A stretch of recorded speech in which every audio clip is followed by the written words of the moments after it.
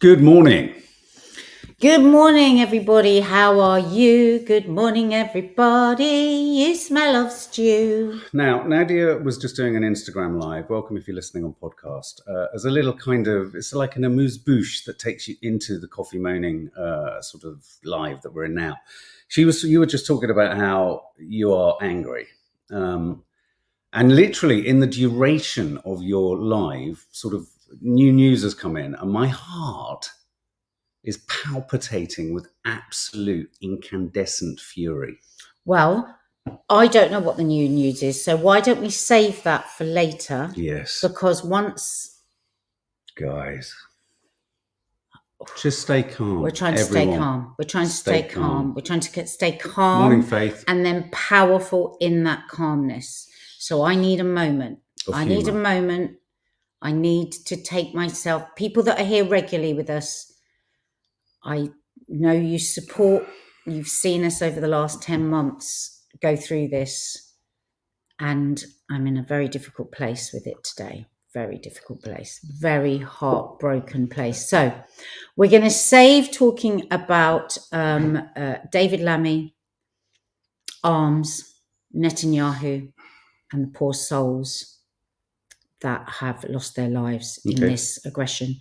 But first of all, I thought, because I need to calm down. I thought, let's play a video. Now, I love these scare videos. I love them. Somebody said there should be a channel of just scare videos. Well, there was They're enormously popular.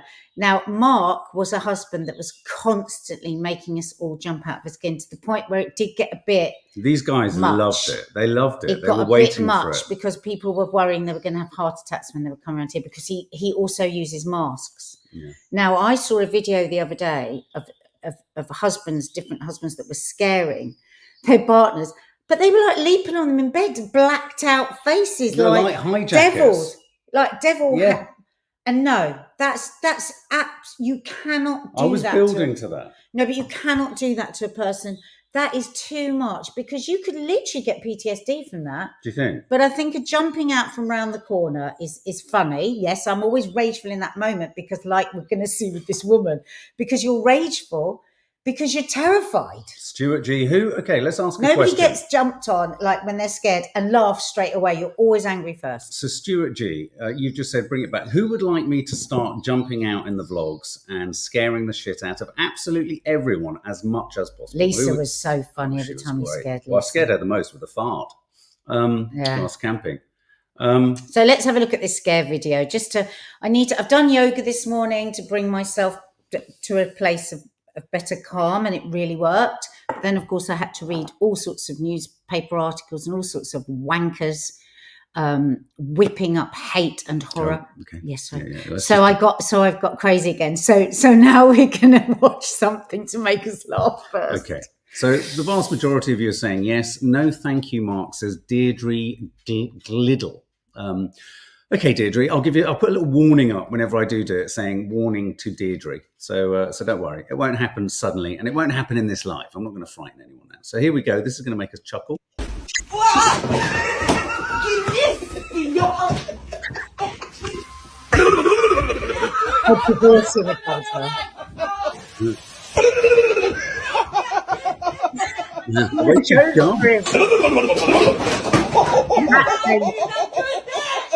That's it in the kitchen.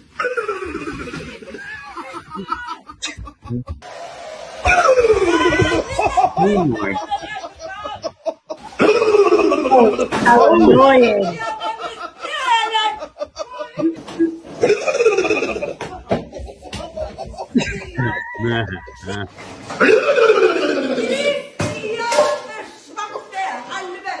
I wish I could understand German.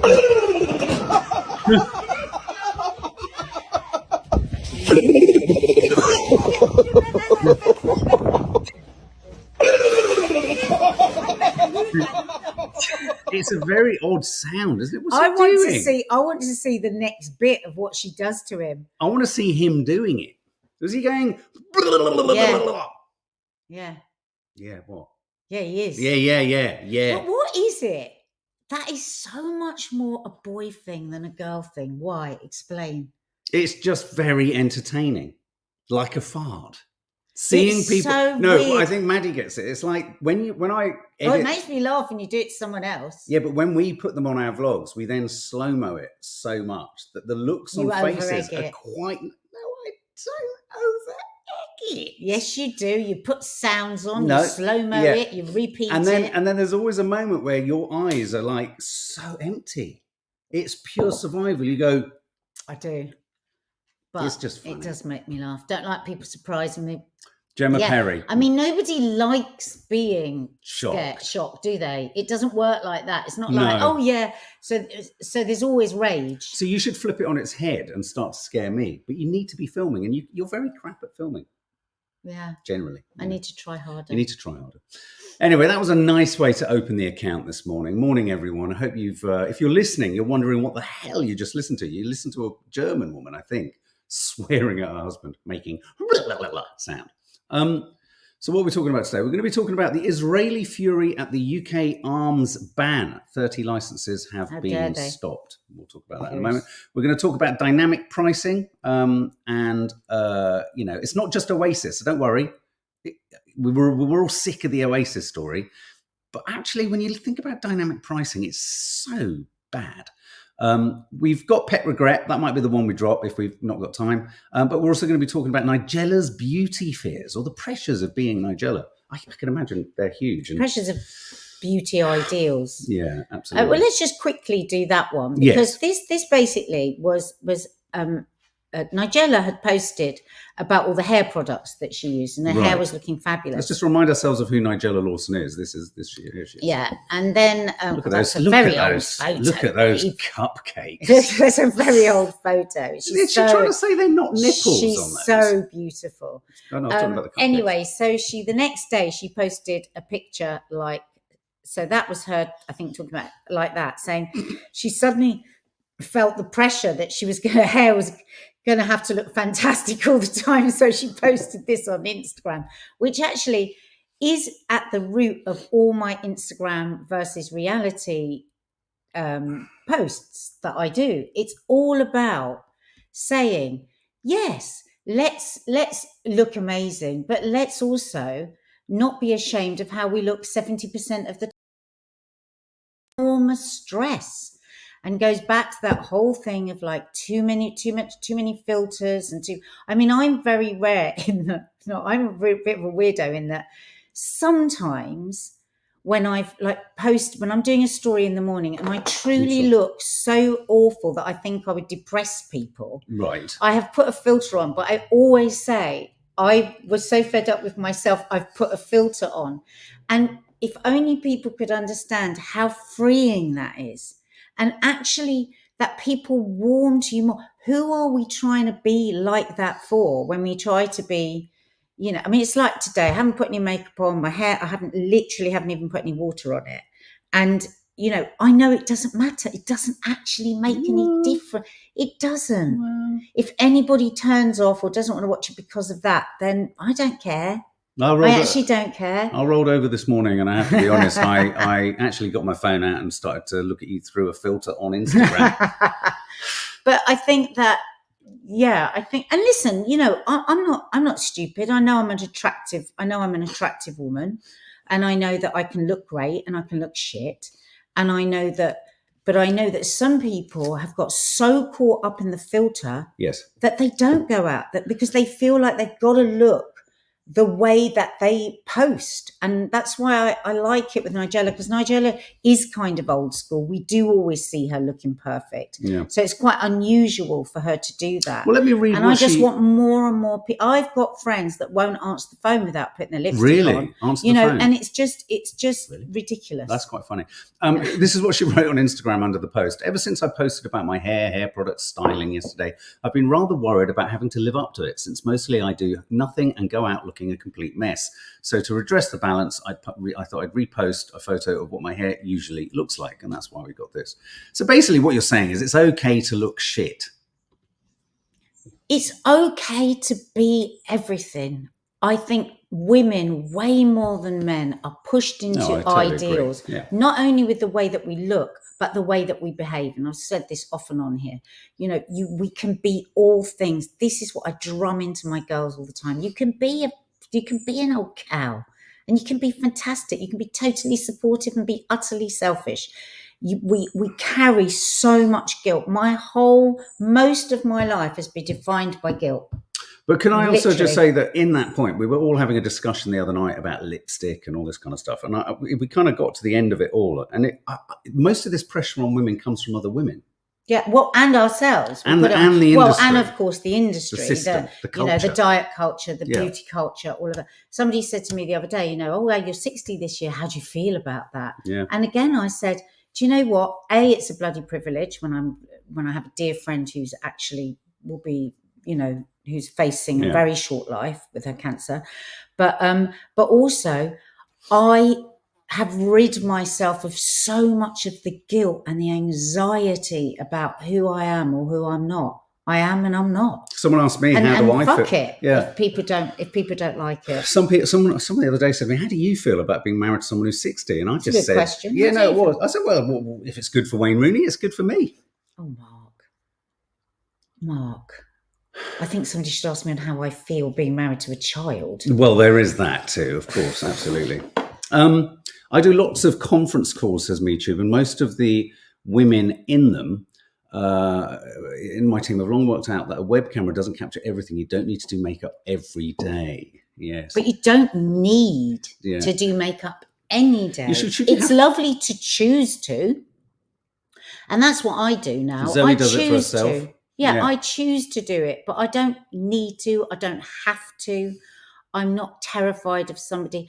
I mean, so often, like, people will turn up here with a delivery and you see them, they're like this at the door, they're smiling like this, and then they go, Nadia Sawalha.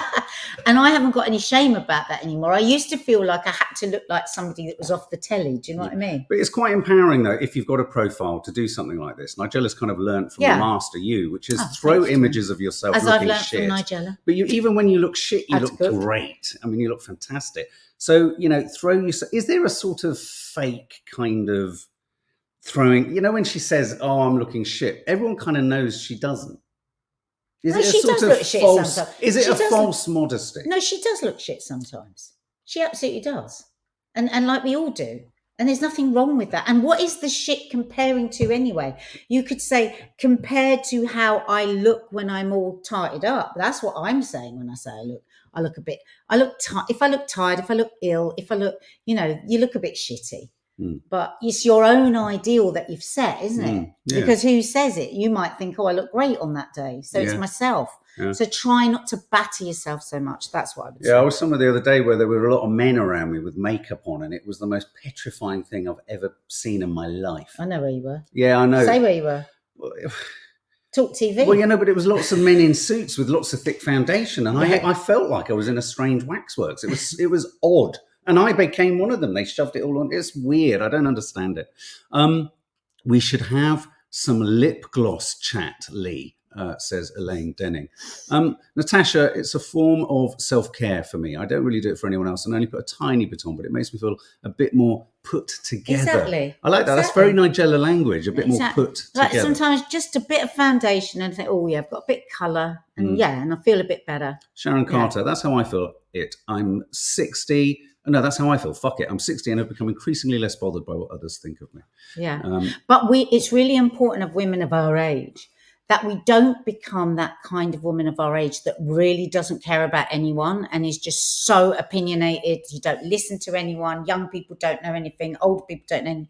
Because there is definitely within my tribe of age, there's a lot of that goes on. So I think nowadays I apologise more for stuff. I go, oh God, actually, I could be wrong. Oh, actually, let me just check that. And I've made myself do that. And it's become quite a thing now, actually, where I just am doing it more automatically. Because if it was you that drew my attention to that, and I listened to you. Did I? Yeah, a couple of years ago, you said you were you took the danger between your bollocks. Have my bollocks recovered? I don't know. I'm already tightening up now. He goes, I know this is an outrageous thing. Fucking hell, there aren't half a lot of postmenopausal women who just are so angry and don't want to listen to anyone. And I said to you that a lot of that is because it's the time when you're not just looking after everybody else, and you might have put up with a load of shit, and then you go, yeah. And that's good to have a period of time with that. But then afterwards, you've got to pull yourself together. That's my point. I think there's got to be a moment where you redress the balance, but you don't give up entirely. Otherwise, the phrase, she's let herself go, or he's let his, those sort of start to creep in. And it's like... I didn't mean physically. I'm talking about mentally. Yeah, emotionally and mentally. You're absolutely right. Yeah. No, and I think you're right. I think there is a... the letting yourself go up here is a really good one, actually, because it's like you're just stewing in your own beliefs. You're in an echo chamber. You surround yourself with other people of the same age as you so that you can all make yourselves feel better. I mean, did I see Lee here? Lee Durrant. Lee Durrant's here. Growing old is a privilege, says Lee Durrant. It is. People should feel lucky to get old. There are those that don't get the chance. Absolutely. Exactly. We say that a lot. And is Lee Peart here? I don't know if he is. I think he was so funny the other day. We were out and he went, I'm sorry, but this phone case is really, really old. It makes you really old. Yours? Not this one. The other one. The other one. No, the orange one. Yes. The orange one. It's so anyway, so straight away, like, because you hated my one along the strap, so I got rid of it. Do you remember? Didn't have the strap. Yeah. Because he said it was like, and then Lee said to me about my orange one, which I did love because I could find it because it's bright orange. And he went, no, I've really got to tell you, it makes you really like old, like in a sort of naff way. So I changed it. And then the other day, and then the next day he was texting me, he was going, I feel really bad about what I said. Lee's here, Lee Peart. I still feel bad about that comment. But I love that. Don't feel badly. But he did, like, because he'd had a few drinks. So the next day he texted me, goes, I feel really bad about you. And I went, no, I love it. Bad. I feel like I'm in a nightmare. I love it. It's like I say to the stylist at work, I say, I don't understand that jacket. And they say, no, honestly, it will look good on you. So I go, okay, right. Yeah.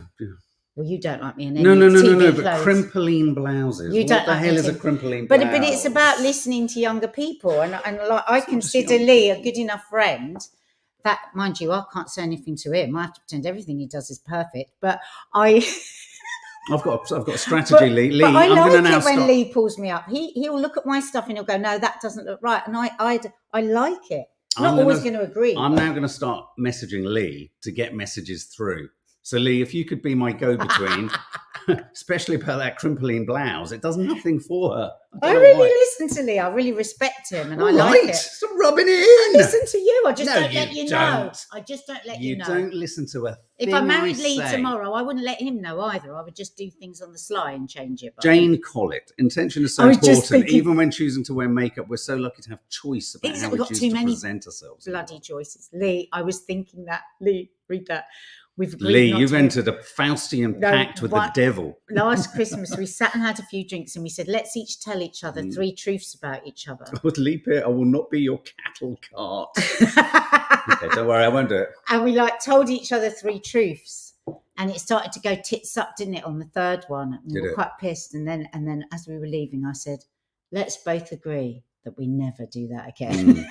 Let's be honest, it was one of them. I'd like to see an angry Lee Peart. Do you know what he does now? Oh, he's very angry. No, I'm sure he can he now, when he has a haircut, he sends me a photo of it a few days before I'm seeing him, so that I don't give him a genuine reaction. So I've got time. So he softens you up.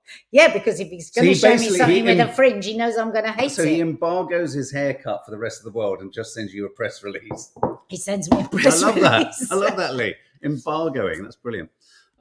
Okay. Well, yeah. So let's do this pricing because this is something that I'm a bit behind on, actually.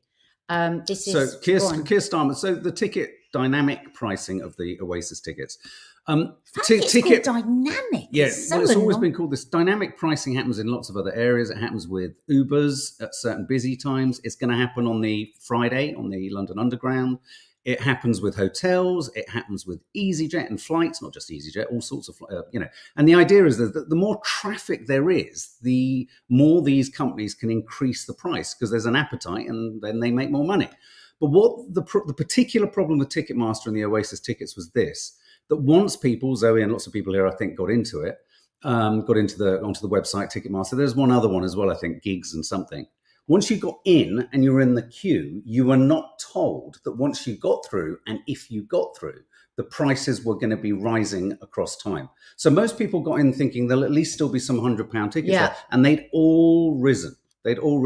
And so dynamic pricing, in this instance, there's a suggestion that they broke the Advertising Standards Authority guidelines, that no one who went on to buy were given 2 minutes when you got through to make a huge choice based on an amount of money that you in no way entered into the kind of, process. That's like extortion. Expecting to spend. I think that's absolutely disgusting, because I mean, it isn't insofar as you've got the ultimate choice. No, but there are rules in place about people about online shops and stuff that go, you've got 10 minutes, this is going, last one in the basket, that panic you into buying. There are rules on that, because I've seen there's a couple of companies recently that have been pulled up on that. And I think it's a similar thing to that. So maybe there is already laws in place that could be used. Sorry, it just made me laugh. We should form a support group for those of us with mums with flip phones. I love that, because my girls nearly died when they saw my phone case. So Victoria, Oasis tickets are like booking an Uber on a Saturday night at 11. You're absolutely right. The price starts to go through the roof. I didn't know that Uber do that. All of them do. All of the kind it's of cab firms. Absolutely disgusting at a time when people are struggling so much.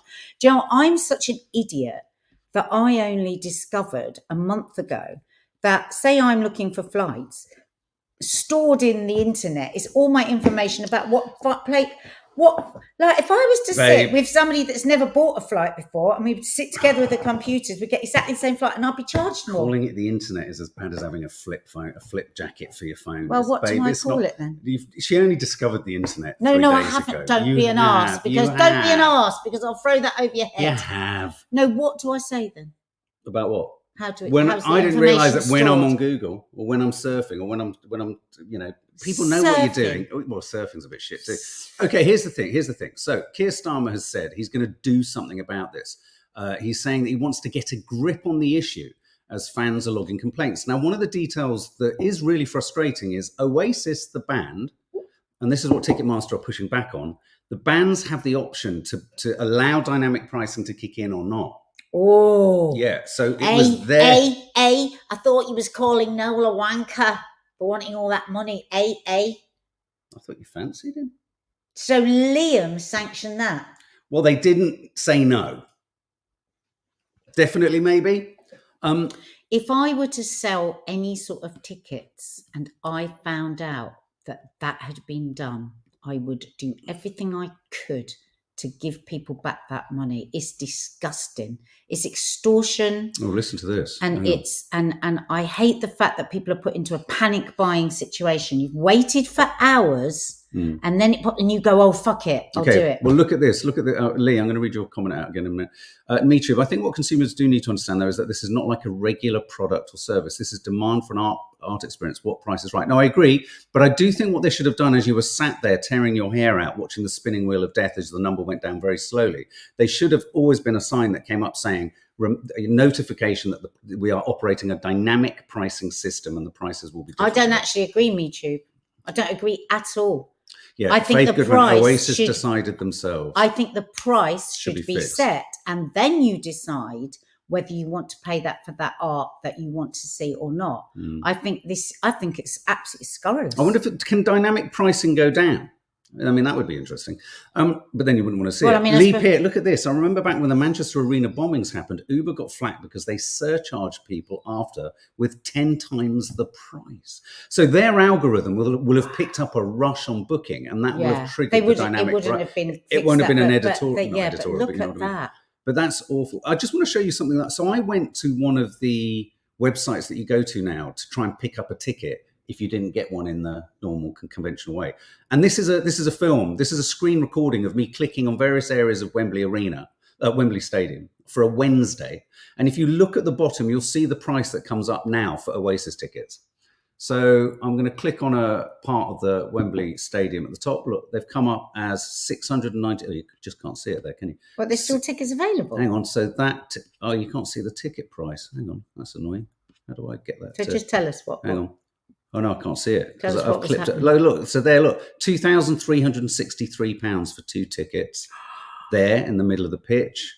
Are these still available? These are ones that, these are ones you get through a secondary. So they've been bought up And now they're being sold on, I forget the name of the website, it's Vitivango or something like that. 2,239 for 2 tickets there in that shaded area. And just the pricing is just quite shocking. But you know what the price is. Well, you know what the price is. You choose whether to pay that or not. Yeah, but here's the thing. So many people will have gone on to the original purchasing only in order to then know that they were going to sell them on this secondary website. And there will have probably been bots and all sorts of people just... There's nothing they can do about that, though. There needs to be some system. Well, how about this? What about a good old-fashioned queuing at the venue for a ticket like I did at the Hammersmith Odeon or whatever it was to get me tickets to see Cameo? Nobody can be that old-fashioned again, Mark. I'm sorry. They'll be doing this pricing in Asda if we're not careful. What if they do it in supermarkets? Yeah. So anyway, Keir Starmer promises to get to grips with it. But my thing on this is don't just do it for art. I think do it for easy. I think it's terrible. Yes. I think it's terrible that as soon as demand goes up, prices go up. It's ridiculous. Yeah. Okay. All right. Well, especially as people are like desperately trying to get home late at night. And that could be, the girls say that, don't they? Oh, it goes up at 11 o'clock. And you think, no. That's a good point, Dave Gustav, and this needs to be looked at. One company owns about 85% of ticketing. It always takes me you always go to Ticketmaster, don't you? You always go through to Ticketmaster. So then if the artists disagree with dynamic pricing, they might suffer. I wonder if, though, artists are... we're saying Liam and Noel didn't click on the thing that says don't do it, but... I imagine there's enormous pressure from the tour operators. It's probably an agreement, isn't it? It's not going to be them directly. Yeah, but I don't think that would sit right with me. Little Doris says, I think Oasis need to do a statement outlining their stance on what happened and fess up if they agree to it. Just not commenting is making it worse. I'd love the old box office system, about which Faith says, I queued for Queen tickets at Wembley Stadium in 1986. Did you get in? No, you buy them ahead of time. You go to the venue and you buy them. But no, she queued for tickets. On the day that they were performing. I see what you mean. So on the day you just go, and so thousands of people. No, because then you've got people that've got to travel for miles and might not get in. I don't like that. All right. Okay. We are now going to talk about the topic that has been really, really, and I've calmed outrageous. Myself right down. Yeah. So this is the story, obviously, on the front of all the papers that the UK has decided to suspend 30 arms licenses in terms of sales to Israel. So 30 out of, I think, something like 210, 250, is it? It's important to stress that we're responsible, I think, for something like 0.2% of the armory and armaments that Israel receive. But the bits that we send are kind of crucial. One particular piece of kit is crucial in the F-35 fighter jets. And that's still supplying that. And that's a particular bone of contention in this story as well. So here's the thing. Should we have banned them all? The rationale for banning just 30 is that these 30 items, sorry, I've just removed Faith's comment. These 30 items are seen to could be potentially used or have potentially been used or harnessed in an offensive capacity. And the idea is breaking international humanitarian law. And the idea is that all the others are not offensive; they're defensive.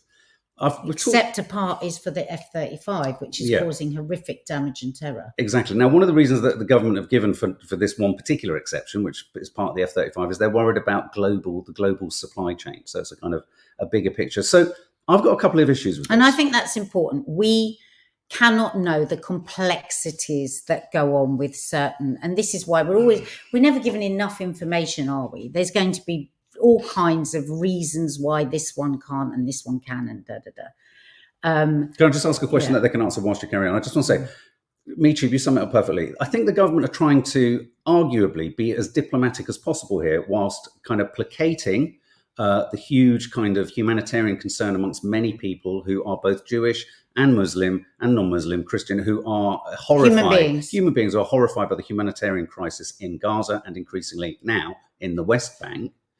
They're trying to placate that, which the Israel are characterizing as the loony left and the Palestinian protesters. They're trying to placate them, but they're also trying to not alienate or annoy Israel. And the argument, the question here is, should we have just banned them all and made a clear stance? Or should we have not banned any? And should we have not banned any? So What has happened here? Is this about the government trying to have its cake and eat it, as YouTube has asked? Is that what this is about? Because Israel have gone nuts. I would imagine that, he said it with great regret. He was so regretful that he had to do this, David. It must have kept him up at night. The screams and the horrors that the people of Gaza have had to go through, obviously has kept him up at night. There's been no regret. There's been no mention, no proper mention of actually what's going on in there. But the point is, it does actually take quite a lot of bravery from a government to in any way say no to Israel on anything, right?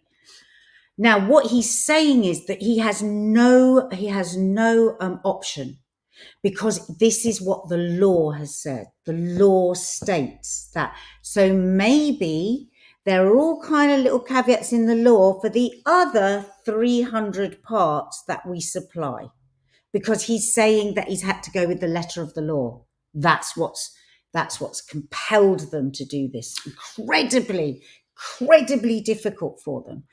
Then we have,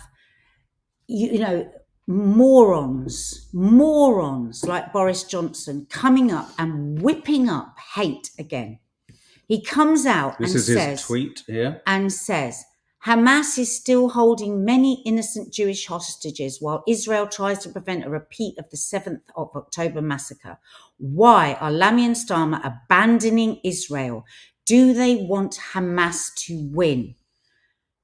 Don't think for 1 minute that Boris thinks Hamas can win. Don't think for 1 minute. The head of the IDF has already said there is nothing more that can be done militarily in Gaza. And there's nothing. Gaza is razed to the fucking ground. And there's also absolutely nothing that can be done to remove the ideology. In fact, the only thing that is being done to maintain the ideology is the genocidal actions of Israel as we speak. I just want to say on this point, though, I think there's a really important question to be asked. You can, in a weird way, by concentrating on the individual components, by divvying them up into offensive and defensive, by taking this approach to it, doesn't it just speak once again to the absolute incapabilities of these governments and leaders and the West to take a humane approach to this? This is why I go back to the question about offensive versus defensive. Yes, we can all look at them. What they'll have done is looked at the manuals, literally. They'll have looked at the legal detailed manuals of the bits and the components and tech that have gone over, and they haven't factored into the manuals of defense versus offensive. They haven't factored in at all the intention of the people that you're selling them to.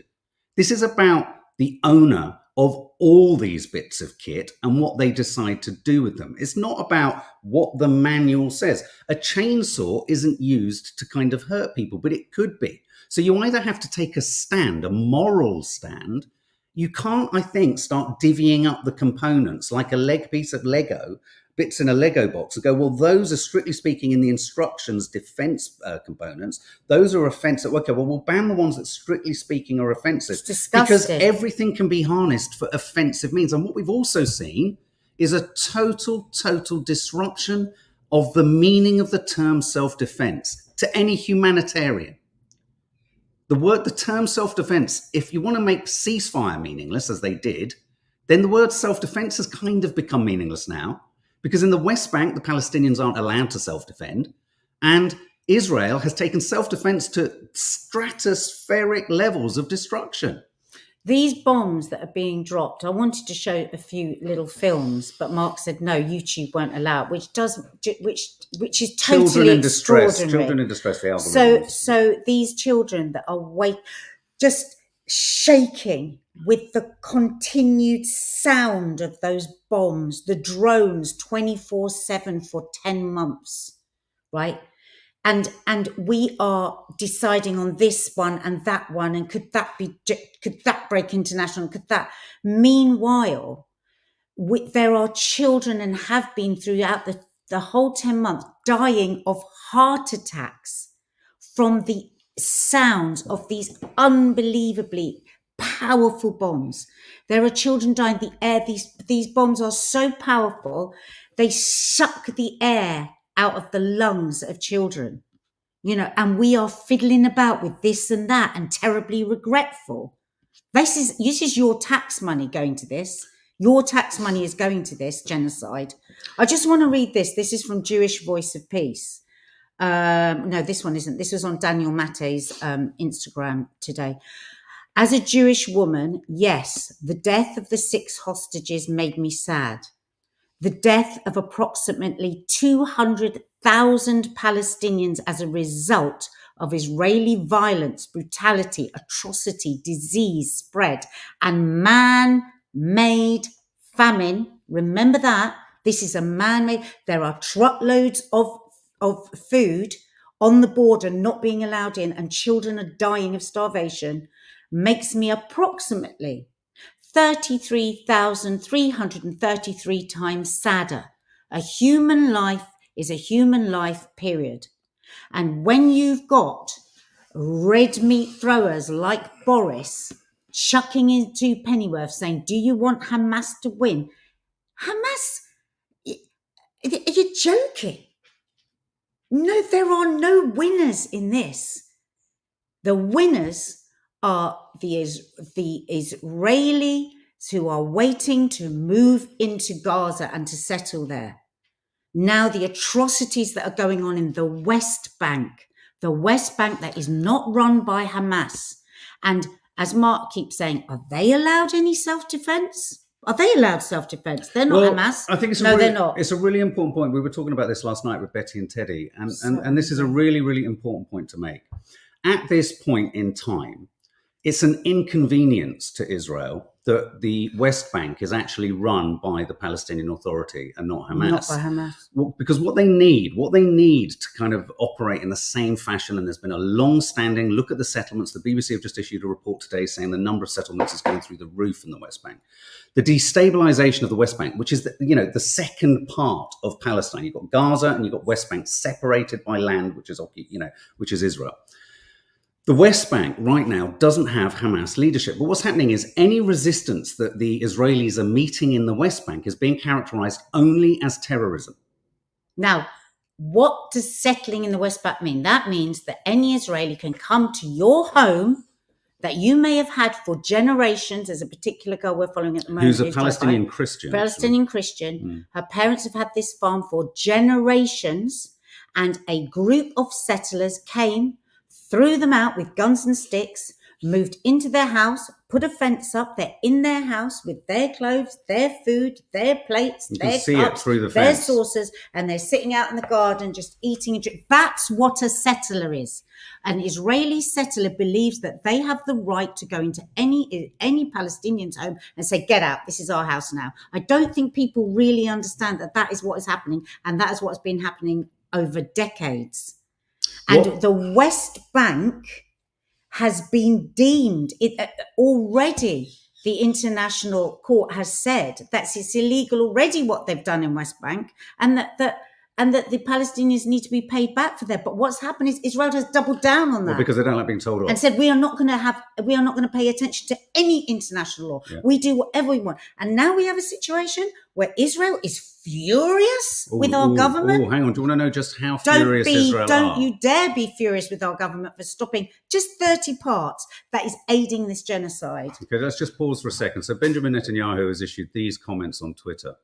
Days after Hamas executed 6 Israeli hostages, the UK government suspended 30 arms licenses to Israel. This shameful decision will not change Israel's determination to defeat Hamas, a genocidal terrorist organization that savagely murdered 1,200 people on October the 7th, including 14 British citizens. Hamas still holds over 100 hostages, including 5 Britons. Instead of standing with Israel, a fellow democracy, ? Oh, you are not a democracy. Defending itself against barbarism, Britain's misguided decision will only embolden Hamas. Israel is pursuing a just war with just means, taking unprecedented measures to keep civilians out of harm's way. Can I just pause on that just for a moment? Once you've enacted a day or two of self-defense after October the 7th, harm's way. I think what's interesting in the press's coverage of this is Very little has been made of what you could argue is astonishing restraint from many Arab nations and many groups in response. But that doesn't suit the narrative. Never any. Netanyahu goes on to say, Israel is pursuing a just war. Just as Britain's heroic stand against the Nazis is seen today as having been vital in defending our common civilization, so too will history judge Israel's stand against Hamas. With or without British arms, Israel will win this war and secure our common future. No, you will secure stealing that last bit of land. The problem with the problem with Netanyahu's Israel is this. No one is allowed to tell them they are incredibly naughty people on the global stage. It's like, because they have this masquerading idea that they're a democracy, then no one can really express an alternate opinion.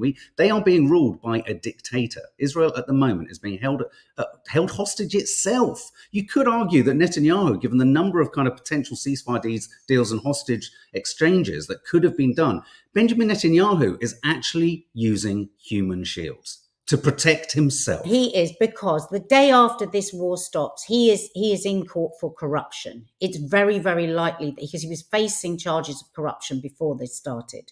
And you will see they are out, 500,000 out on the street in Israel, screaming and shouting about how he is a murderer and how he is using the war to evade everything that he has to face. So don't let Boris and the likes come in and make you think this is all about just letting Hamas win. This is a con. This is the greatest con for a very long time that is going on right across the world. Even Biden said yesterday, Netanyahu is not doing enough to secure the deal.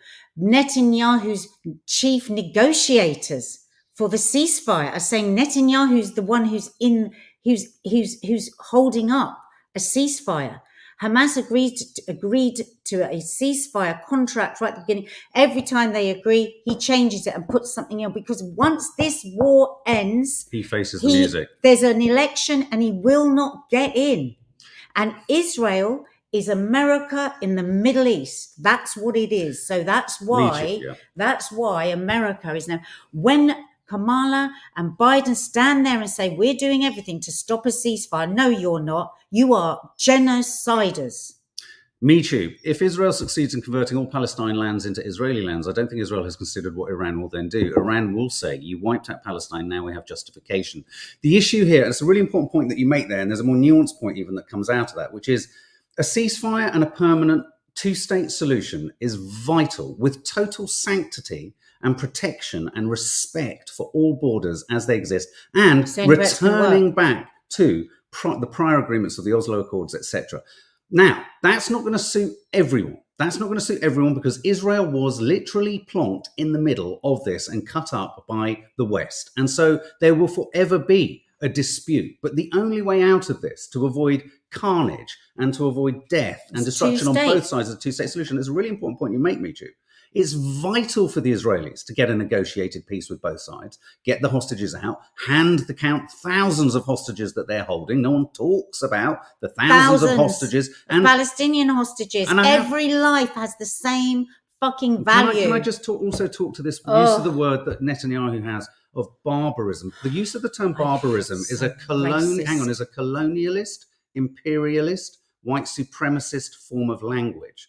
If you look at much of the footage that has now since interestingly been sort of curtailed or hidden, but it's out there in many documentaries that have been made of what the IDF have posted and how the IDF have jumped on the graves of the Palestinians and how they've promoted genocidal tendencies, how they've destroyed people and ran over babies and everything. If you look at all of that, let's not forget the videoed rape of a prisoner, precisely. And then an argument in the government, their Houses of Parliament, saying we must make it law that we can rape Palestinian prisoners. Barbarism. That is barbaric. Barbarism is there too, exactly. But do know that when Netanyahu is an absolute white supremacist, colonialist, even when there are all sorts of recordings and clips of him talking in such racist terms about Jewish people of color. He is a deeply disturbing individual. I mean, to be brutally honest with you, even Biden knows that. I mean, he's sick to death of him. Even in the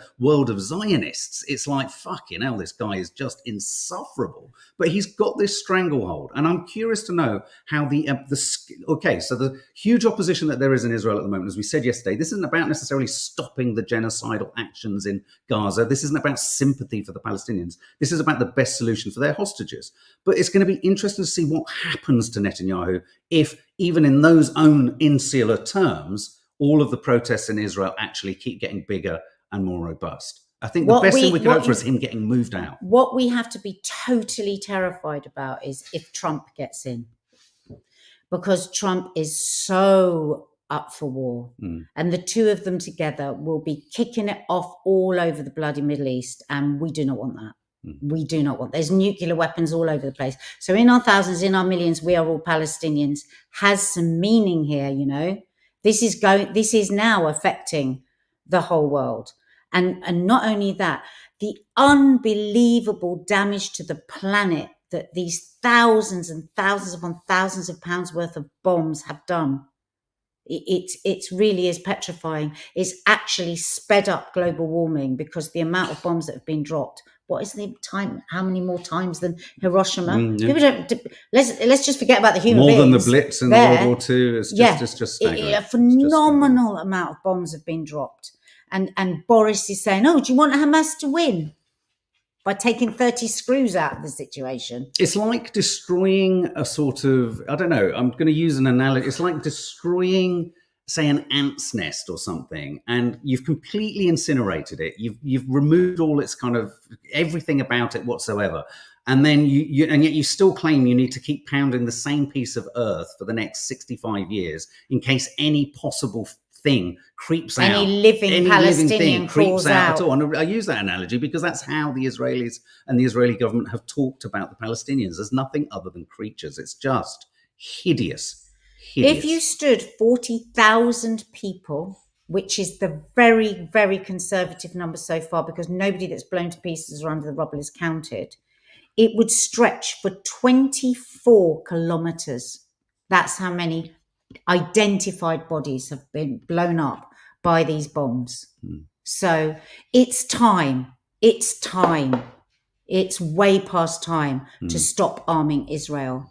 And anyone that stands up and says that this is a disgrace or this is anti-Semitic or for me, they've lost their mind. Well, and also I have to say, whilst you could argue anything being stopped is better than nothing, I just feel this is absolutely right. The optics on this are the Labour Party want to be able to placate those people that turned away from them because of their stance on Palestine. They want to say they've done something. They want to say that they have respected international law. Because who are we as a nation if we don't respect international law when our prime minister is a lawyer? You know, so it's very, very difficult for him to completely ignore the letter of the law here. That's where we're at. Because the barbarians are the ones that don't respect international law. Because international law is what hopefully keeps the world state safe. If we have a code of behavior, if we have standards, if we have a moral compass, you know. But it's like, babe, it's like being in a playground where we try and establish. Everyone tries to talk about this moral compass and the sort of a base level of morality and humanity. And what happens is one thing happens and someone says, "Well, they haven't done it, so I'm not going to do it." And that's when it all falls to pieces. So when we are standing, in our very, secure white Western world saying, "Oh no, international law isn't for us. It's just for you lot over there. It's just for the poor. Just watch. It's just for the other side of the world." As a media studies student, all of you, just look at the use of language. It all the likes of Johnson and all this. It really harkens back to trying to wind everyone up. Imperialist, exceptionalist privilege. It really is. It's just quite something. Okay, well, we're going to do. I think I did very well there. You did for really where well. My rage is, especially as you only saw Netanyahu's tweets for the first time. That was quite something. Okay, guys, we're going to go now. That's literally Saved by the Bell. Do you want to go and get that? And I'll love ya. Lots of love, guys.